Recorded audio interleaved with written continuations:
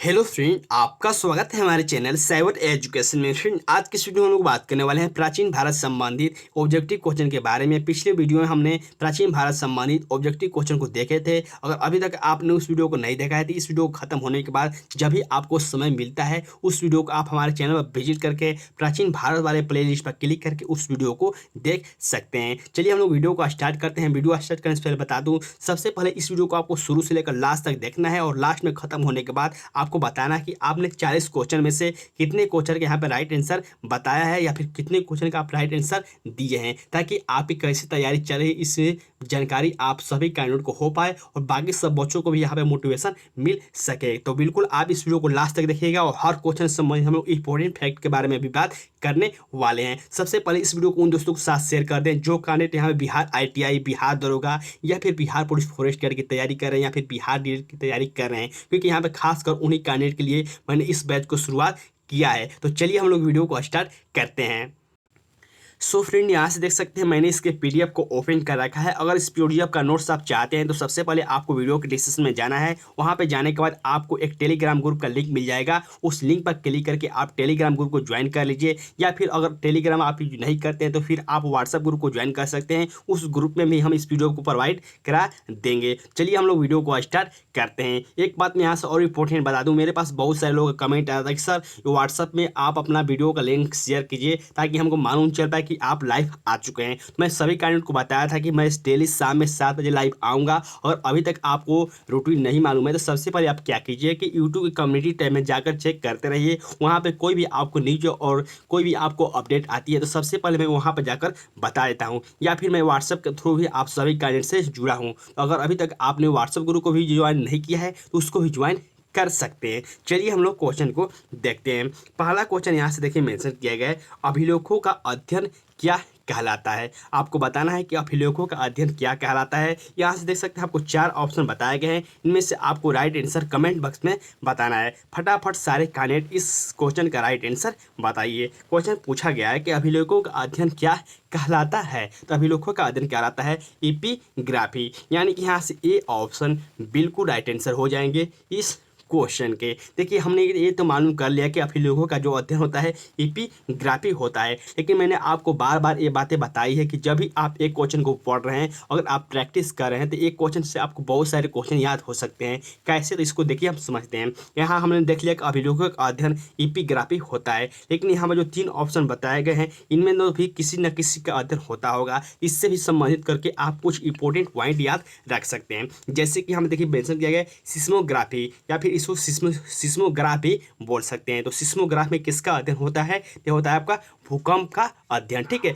जब भी आपको पूछा है कि भूकंप का अध्ययन कैसे होता है या फिर भूकंप का पता कैसे लगाया जाता है तो उसमें आपको सिस्मोग्राफी पर क्लिक करना होगा। सेकेंड यहाँ देखिए मेंशन किया गया फोनोग्राफ। तो फोनोग्राफ में किसका अध्ययन होता है? तो फोनोग्राफ में अध्ययन होता है दो स्रोतों का प्रतिपादन तीव्रता की तुलना करने के लिए यहाँ पे फोनोग्राफ का यहाँ पे उपयोग होता है। इसको याद कर सकते हैं। और लास्ट में हम देखिए डी ऑप्शन मेंशन किया गया है ओसिलोग्राफ। ओसिलोग्राफ यहाँ पर किसका अध्ययन होता है या फिर कर सकते हैं इसमें किसका अध्ययन किया जाता है? इसमें अध्ययन होता है आपको विद्युतीय तथा यांत्रिक कंपनों को जो यहाँ पर ग्राफ पर मापा जाता है उसमें आपको ओसिलोग्राफ का अध्ययन होता है। तो यहाँ से देख सकते हैं कि एक क्वेश्चन से आप यहाँ पे 3 क्वेश्चन और यहाँ से इंक्लूड कर सकते हैं। अगर आप ऐसे पढ़ते हैं तो आपकी तैयारी बहुत ही मजबूत हो जाएगी। नेक्स्ट क्वेश्चन की बात करें तो यहाँ देखिए मेंशन किया गया है महाजनपद गंधार की राजधानी कहाँ है। यानी कि आपको पूछा जाएगा कि महाजनपद में गंधार की राजधानी कहाँ है, ये आपको बताना होगा। ठीक है, यहाँ से देख सकते हैं आपको नीचे 4 ऑप्शन बताए गए हैं। इन चारों ऑप्शनों में से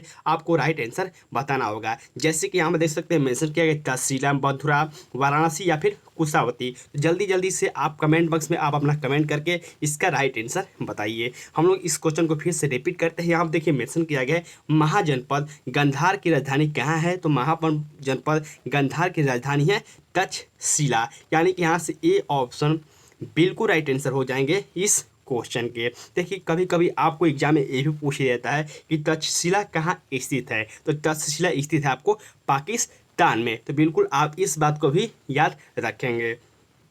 यहाँ में देखिए ऑप्शन में आपको 3 ऑप्शन और बच जाएंगे, जिसमें आपको मेंशन किया गया है मथुरा, वाराणसी और कुशावती। ये भी आपको किसी न किसी जनपद की राजधानी है, इसको भी आपको मन में रिवाइंड कर लेना होगा। अगर आपको याद है तो आप हमारे साथ बोलिए, अगर आपको याद नहीं है तो इसको आप याद करने की कोशिश कीजिए। देखिए गांधार की यहाँ पर राजधानी हो गई तक्षशिला, लेकिन यहाँ पे मथुरा किसकी राजधानी है? तो मथुरा राजधानी है आपको सूरसेन की। वाराणसी किसकी राजधानी है? तो वाराणसी राजधानी है आपको काशी की। ठीक है, उसी तरह आपको जो कुशावती है ये राजधानी है मल की। तो ऐसे करके आप याद करते रहिए। चलिए हम लोग अगले क्वेश्चन की ओर बढ़ते हैं। नेक्स्ट यहाँ से देखिए मेंशन किया गया है तवांग मठ। ठीक है, तवांग मठ किस राज्य में स्थित है? ये क्वेश्चन बहुत ही इंपॉर्टेंट है, बहुत सारे एग्जाम में पूछा जा चुका है। फटाफट इसका राइट आंसर आप कमेंट बॉक्स में कमेंट कीजिए। यहाँ से देखिए पूछा जा रहा है कि तवांग मठ किस राज्य में स्थित है? तवांग मठ स्थित है आपको अरुणाचल प्रदेश में। यानी कि यहाँ से डी ऑप्शन बिल्कुल राइट आंसर हो जाएंगे इस क्वेश्चन के। एक बात यहाँ से मैं बता दूं कि आपको यहाँ पे जो क्वेश्चन बताए जाते हैं, जितने भी मैं आपको क्वेश्चन बताता हूँ, सारे एग्जाम के लिए इंपॉर्टेंट है। चाहे आप बिहार दरोगा की तैयारी कर रहे हो पीटी के लिए, या फिर Bihar police constable, Bihar police forest guard, या फिर बिहार ITI, या फिर बिहार DLED। देखिए आपको जितने भी क्वेश्चन पूछे जाते हैं प्राचीन भारत से, सारे क्वेश्चन आपको लगभग सेम रहते हैं। सिर्फ आपको हर एग्जाम के हिसाब से आपको यहाँ पे उसका स्तर ऊपर नीचे होता रहता है। तो ये बात बिल्कुल आप याद रखें। ऐसा आपको नहीं है कि आपको सिर्फ हम यहाँ पे बिहार दरोगा के लिए बता रहे हैं या फिर बिहार DLED के लिए बता रहे हैं। सारे एग्जाम में इस क्वेश्चन की यहाँ पे उपयोग होता है और सारे क्वेश्चनों में ऐसे क्वेश्चन आते हैं। ये बात बिल्कुल याद रखेंगे।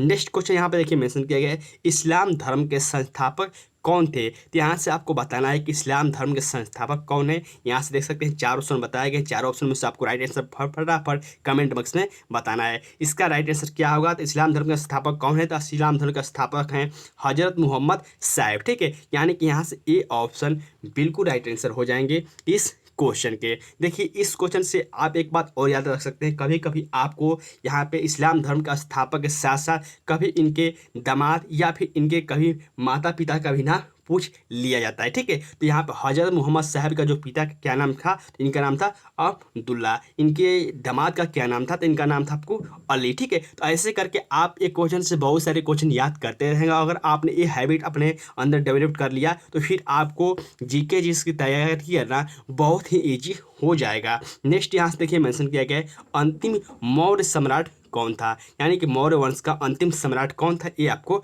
बताना है। तो मौर्य वंश का अंतिम सम्राट आपको बृहद था। यानी कि यहाँ से बी ऑप्शन बिल्कुल राइट आंसर हो जाएंगे इस क्वेश्चन के।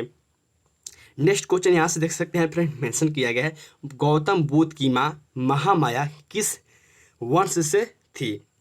यानी कि यहाँ से पूछा रहा है कि गौतम बुद्ध की जो माता थी महामाया, ये किस वंश से संबंधित थी? तो ये संबंधित थी आपको कौल्य वंश से। यानी कि यहाँ से बी ऑप्शन बिल्कुल राइट आंसर हो जाएंगे इस क्वेश्चन के। इस क्वेश्चन में बहुत सारे कैंडिडेट फंस जाते हैं, क्योंकि यहाँ पर जो गौतम बुद्ध थे, जो या फिर कह सकते हैं गौतम बुद्ध के पिता थे, या फिर गौतम बुद्ध पूछा जाए कि गौतम बुद्ध किस कुल से थे, तो उस समय आपको शाक वंश पर क्लिक करना होगा। लेकिन जब आपको पूछा है कि गौतम बुद्ध की माँ महामाया किस वंश से संबंधित थी, तो वो आपको कौल्य वंश से संबंधित थी। तो बिल्कुल आप इस क्वेश्चन को याद रखेंगे। नेक्स्ट क्वेश्चन यहाँ से देखिए मेंशन किया गया है चरक संहिता नामक पुस्तक किस विषय से संबंधित है? तो जो आपको चरक संहिता नामक पुस्तक है, ये आपको चिकित्सा से संबंधित है। यानी कि यहाँ से सी ऑप्शन बिल्कुल राइट आंसर हो जाएंगे इस क्वेश्चन के। चलिए हम लोग अगले क्वेश्चन की ओर बढ़ रहे हैं। देखिए जैसे यहाँ पे क्वेश्चन आ रहा है, तो सबसे पहले आप क्वेश्चन देखकर फटाफट कमेंट में आप अपना आंसर देना शुरू कर दें। ठीक है, यहाँ पे नेक्स्ट क्वेश्चन यहाँ से देखिए मेंशन किया गया है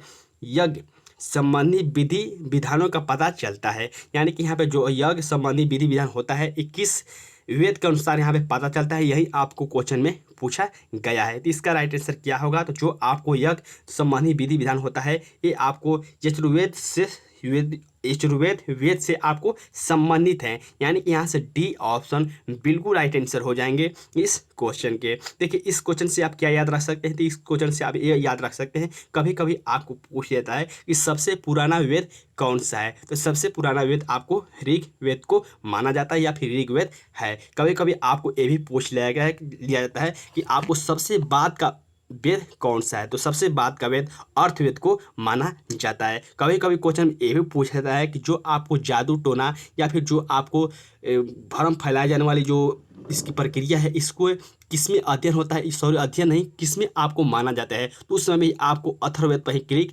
करना होगा। एक बात यहाँ से सोमवाद की बात कर लें तो सोमवेद जो है सोमवेद आपको किससे संबंधित है, तो कभी कभी आपको पूछ लिया जाता है कि भारतीय संगीत का जनक किस वेद को कहा जाता है, तो उस समय आपको सोमवेद पर क्लिक करना होगा। तो फ्रेंड यहाँ से देख सकते हैं कि आप एक क्वेश्चन से कितने सारे क्वेश्चन को याद कर लिए हैं। तो बिल्कुल आप ऐसे अपनी तैयारी कंटिन्यू करते रहिए, बिल्कुल आप इस बार एग्जाम्स में सफल होकर रहेंगे।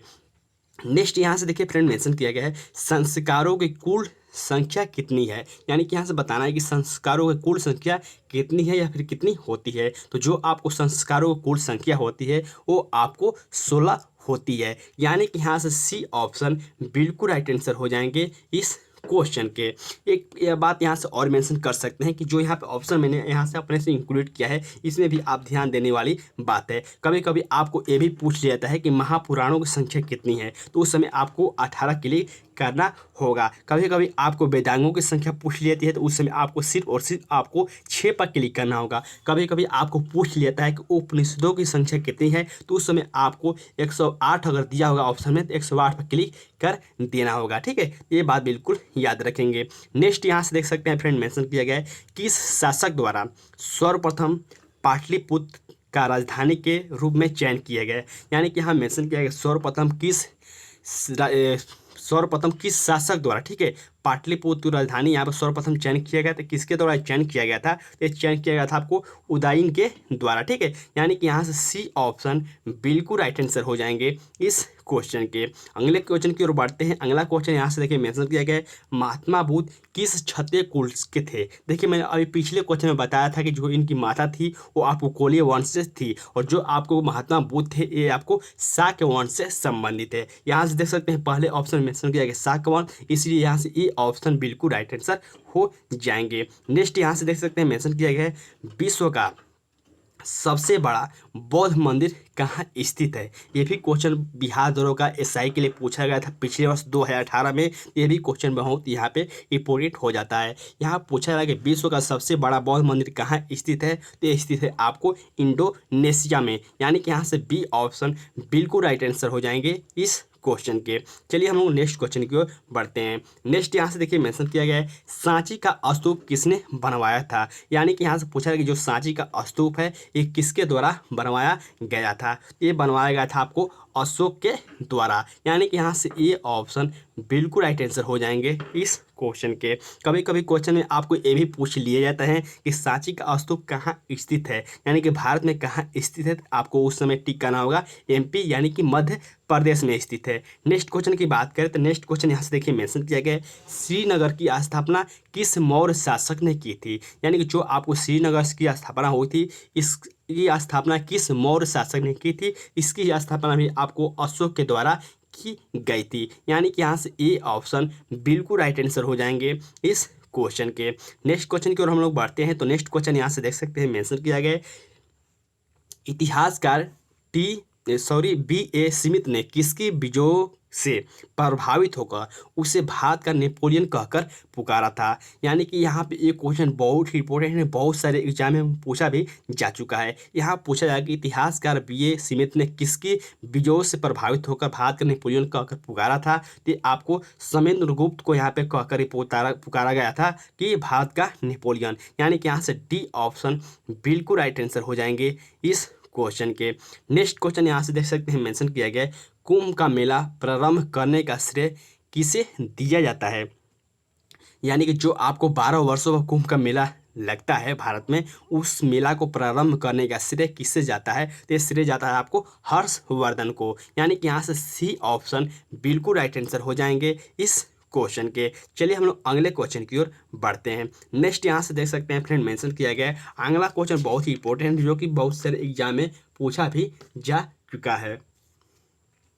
देखिए पूछा जा रहा है कि हितोपदेश लेखक के कौन हितोपदेश के लेखक हैं, यानी कि आपको बताना है कि हितोपदेश के लेखक कौन है। तो इसके लेखक कौन है, तो इसके लेखक हैं आपको नारायण पंडित, यानी कि यहाँ से बी ऑप्शन बिल्कुल राइट आंसर हो जाएंगे इस क्वेश्चन के। ठीक है, चलिए हम लोग अगले क्वेश्चन की ओर बढ़ते हैं। देखिए यहाँ पे रचना से संबंधित बहुत सारे क्वेश्चन पूछे जाते हैं, इसीलिए मैंने आपको 2-3 क्वेश्चन इस रचना से संबंधित मैंने इंक्लूड किया हुआ है। नेक्स्ट यहाँ से देखिए मेंशन किया गया है, नाट्य शास्त्र की रचना किसने की थी। तो नाट्य शास्त्र की रचना किसके द्वारा की गई थी, फटाफट आप कमेंट बॉक्स में आंसर करके बताइए। देखिए किसी भी जीके जीएस का क्वेश्चन सोल्व करने के लिए सिर्फ आपको 10 सेकेंड काफ़ी है, तो आप 10 सेकेंड के अंदर ही आप जो भी क्वेश्चन देख रहे हैं उसको फटाफट आप यहाँ पे आंसर कीजिए। तो नाट्य शास्त्र की रचना की गई थी आपको भरत मुनि के द्वारा, यानी कि यहाँ से सी ऑप्शन बिल्कुल राइट आंसर हो जाएंगे इस क्वेश्चन के। नेक्स्ट यहाँ से देखिए मेंशन किया गया है, मुद्रा राक्षस नामक पुस्तक के लेखक कौन था। ये भी क्वेश्चन बहुत ही इंपॉर्टेंट है, बहुत सारे एग्जाम में पूछा जा चुका है, तो फटाफट इसका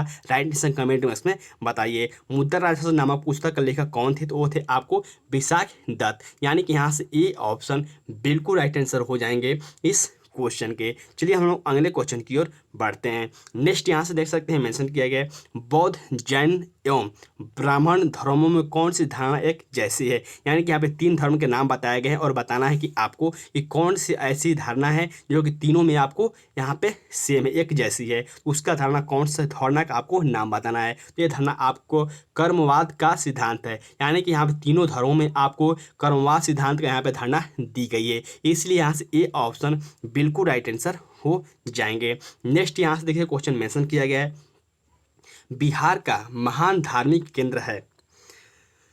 यहाँ से देख सकते हैं 4 ऑप्शन बताए गए हैं, सिखों के लिए, जैनों के लिए, बौद्धों के लिए और इनमें सभी के लिए। तो यहाँ से आपको बताना है कि बिहार का महान धार्मिक केंद्र कौन सा है। तो यहाँ पे देखिए बिहार में जो आपको धार्मिक केंद्र है, सिखों के लिए भी प्रसिद्ध है, जैनों के लिए भी है और बौद्ध के लिए तो है ही है, इसलिए आपको तीनों ऑप्शन जो बिल्कुल सही होंगे, इसलिए यहाँ से डी ऑप्शन इन सभी के लिए आपको क्लिक कर देना होगा, यानी कि यहाँ से डी ऑप्शन बिल्कुल राइट आंसर हो जाएंगे इस क्वेश्चन के। ठीक है, तो बिल्कुल आप इस क्वेश्चन को याद रखेंगे। नेक्स्ट क्वेश्चन यहाँ से बहुत ही इंपॉर्टेंट है, यहाँ देखिए पूछा जा रहा है कि कनौज किस प्रदेश में स्थित है। यानी कि हमें जो कनौज है ये किस राज्य में स्थित है, ये आपको बताना है। यहाँ से देख सकते हैं आपको 4 राज्य के नाम बताए गए हैं, आपको फटाफट कमेंट बॉक्स में आपको कमेंट करके बताना है। तो यहाँ पर कनौज कहाँ स्थित है, ये स्थित है आपको उत्तर प्रदेश में, यानी कि यहाँ से ए ऑप्शन बिल्कुल राइट आंसर हो जाएंगे इस क्वेश्चन के। चलिए हम लोग अगले क्वेश्चन की ओर बढ़ते हैं। नेक्स्ट यहाँ से देखिए मेंशन किया गया है, निम्न में से किस काल में स्त्रियों की पुरुषों से बराबरी थी। यानी कि आपको बताना है कि किस काल में स्त्रियों की बराबरी पुरुषों से की थी या फिर होती थी उस समय। ठीक है, तो ये थी आपको गुप्त काल में, यानी कि यहाँ से ए ऑप्शन बिल्कुल राइट आंसर हो जाएंगे इस क्वेश्चन के। देखिए गुप्त काल प्राचीन भारत का बहुत ही इंपॉर्टेंट अंग है, इस काल में से बहुत सारे क्वेश्चन पूछे जाते हैं, इसको आप बहुत ही अच्छी तरह से जरूर पढ़ लेंगे। नेक्स्ट यहाँ पर देखिए मेंशन किया गया है, 4 धातुओं सोना, चांदी, तांबा एवं सीसा से या फिर शीशा में बनने वाले सिक्कों को क्या कहा जाता है। एक क्वेश्चन इंपॉर्टेंट है, यहाँ पे देखिए मेंशन किया गया 4 धातुओं जैसे कि सोना, चांदी, तांबा एवं शीशा से बनने वाले धातुओं को क्या कहा जाता है। इसको बोला जाता है कि आपको का सप्रण। ठीक है, यानी कि यहाँ से डी ऑप्शन बिल्कुल राइट आंसर हो जाएंगे इस क्वेश्चन के। नेक्स्ट यहाँ से देखिए मेंशन किया गया, आधुनिक देवनागरी लिपि का प्राचीनतम रूप है। तो यहाँ से आपको बताना है कि आधुनिक देवनागरी लिपि का प्राचीनतम रूप क्या है। तो ये आपको कौन सी लिपि है ये आपको बताना होगा। तो ये लिपि आपको ब्राह्मी लिपि है, यानी कि यहाँ से बी ऑप्शन बिल्कुल राइट आंसर हो जाएंगे इस क्वेश्चन के। चलिए हम लोग अगले क्वेश्चन की ओर बढ़ते हैं। फ्रेंड यहाँ से कभी कभी आपको ये भी पूछ लिया जाता है कि संस्कृत किस देवनागरी लिपि के किस लिपि के अंतर्गत आता है। ठीक है, कभी कभी आपको ये भी पूछ जाता है हिंदी किस लिपि के अंतर्गत आता है। तो हिंदी को तो मालूम होगा कि सभी कैंडिडेट को कि हिंदी आपको देवनागरी लिपि के अंतर्गत आता है, लेकिन जब संस्कृत पूछ लिया जाता है तो बहुत ही सारे कैंडिडेट कंफ्यूज हो जाते हैं। तो बिल्कुल आपको कंफ्यूज होने की जरूरत नहीं है, हिंदी और संस्कृत दोनों आपको देवनागरी लिपि में ही अंतर्गत आते हैं। तो आपको संस्कृत में जब पूछता है आपको देवनागरी लिपि पर क्लिक करना होगा। देखिए जो 26वां क्वेश्चन है ये थोड़ा आपको कंफ्यूज करने के लिए ऐसे क्वेश्चन दिए गए हैं, और ऐसे क्वेश्चन ज़्यादातर बिहार एसआई या फिर बिहार डीएलएड से संबंधित क्वेश्चनों में या फिर परीक्षाओं में पूछे जाते हैं। यहाँ पर देखिए मेंशन किया गया है निम्नलिखित राजवंशों पर विचार कीजिए, यानी कि यहाँ पर 4 राजवंश बताए गए हैं और इनमें से आपको बोला जा रहा है कि इन राजवंशों का सही कालक्रम क्या है, यानी कि इन चारों राजवंशों का आपको सही कालक्रम बताना है कि कौन सा पहले यहाँ पे शासन किया था, उसके अनुसार यहाँ से आपको बताना होगा। ठीक है, तो हम लोग अगर आपको इसमें 1 या 2 भी याद रहेगा तो बिल्कुल आप इसको पकड़ सकते हैं। तो इसका राइट आंसर क्या होगा, तो इसका राइट आंसर आपको यहाँ पे देखिए मैं आपको बताता हूँ इसका राइट आंसर क्या होगा। सबसे पहले इसमें जो आपको होगा 3 होगा, तो आपको मिलाना है कि इसमें 3 किस में दिया गया है, क्यों दिया गया है 3, क्यों 3 होगा, क्योंकि यहाँ मेंशन किया गया है कि राजवंशों पर विचार कीजिए और इसका सही कालक्रम याद कीजिए। तो जब तक आपको कालक्रम याद नहीं रहेगा तब तक आप सही से इसका सटीक जो कालक्रम है नहीं बैठा सकते हैं। इसीलिए आपको थोड़ा इसको बिहार ITI में या फिर बिहार पॉलिटेक्निक में नहीं पूछा जाता है। ज़्यादातर इस क्वेश्चन को बिहार दरोगा में या फिर बिहार DIT से संबंधित आपको एग्जाम में पूछा जाता है। तो इसका राइट आंसर आपको सबसे पहले देखना होगा 3, क्योंकि यहाँ पे जो सबसे पुराना इन वंशों में है वो आपको संगु है। ठीक है, इसलिए आपको यहाँ पे देखना है 3 किस में है, तो 3 यहाँ से आपको D में है। तो आप एक से ही पकड़ सकते हैं। अगर आपको इसमें 1 या 2 ही याद है तो बिल्कुल आप ऐसे पकड़ के इस क्वेश्चन को हल कर सकते हैं। नेक्स्ट क्वेश्चन की बात करें तो नेक्स्ट यहाँ से देखिए मेंशन किया गया है गौतम बुद्ध द्वारा भिक्षु संघ की स्थापना कहाँ की गई थी। ये क्वेश्चन बहुत ही इंपॉर्टेंट है, बहुत सारे कैंडिडेट इस क्वेश्चन को गलती करते हैं। इसका रीजन होता है कि यहाँ पे लुसेंट के माध्यम से जो आपको बताया तो उसमें थोड़ा कन्फ्यूजन हो जाता है। तो इसका राइट आंसर आप फटाफट कमेंट बॉक्स में बताइए, मैं आपका राइट आंसर बताता हूँ। यहाँ पर देखिए पूछा जा रहा है कि गौतम बुद्ध द्वारा भिक्षु संघ की स्थापना कहाँ की गई थी। ये की गई थी आपको वैशाली में, यानी कि यहाँ से बी ऑप्शन बिल्कुल राइट आंसर हो जाएंगे इस क्वेश्चन के। अब देखिए यहाँ पे जो 3 ऑप्शन बताए गए, 3 ऑप्शन से आप 3 क्वेश्चन याद रख सकते हैं। जैसे कि हम देखिए मेंशन किया गया सारनाथ, तो सारनाथ आपको गौतम बुद्ध से किस प्रकार संबंधित है, तो जो आपको गौतम बुद्ध ने जो अपना प्रथम उपदेश दिया था वो आपको सारनाथ में दिया था। कपिल वस्तु किस से गौतम बुद्ध से कैसे संबंधित है, तो जो यहाँ पे गौतम बुद्ध का जन्म हुआ था लुम्बिनी में कपिल वस्तु में, तो यहाँ पे लुम्बिनी में इनका जन्म हुआ था। तो इनके जन्म से संबंधित कपिल वस्तु है। ठीक है, गया कैसे संबंधित है, तो गया संबंधित है आपको गौतम बुद्ध की जो ज्ञान की प्राप्ति हुई थी एक गया में हुई थी, उसके बाद वहाँ पे बोध गया के नाम से जाने लगा। ठीक है, तो यहाँ से बिल्कुल आप एक क्वेश्चन से 3 क्वेश्चन याद कर सकते हैं। नेक्स्ट यहाँ से देखिए मेंशन किया गया भारतीय संगीत का स्वर्ण युग या फिर गोल्डन एज होता है, यानी कि आपको बताना है कि भारतीय संगीत का स्वर्ण युग किसे कहा जाता है। तो ये बोला जाता है आपको गुप्त काल को, यानी कि यहाँ से डी ऑप्शन बिल्कुल राइट आंसर हो गए इस क्वेश्चन के।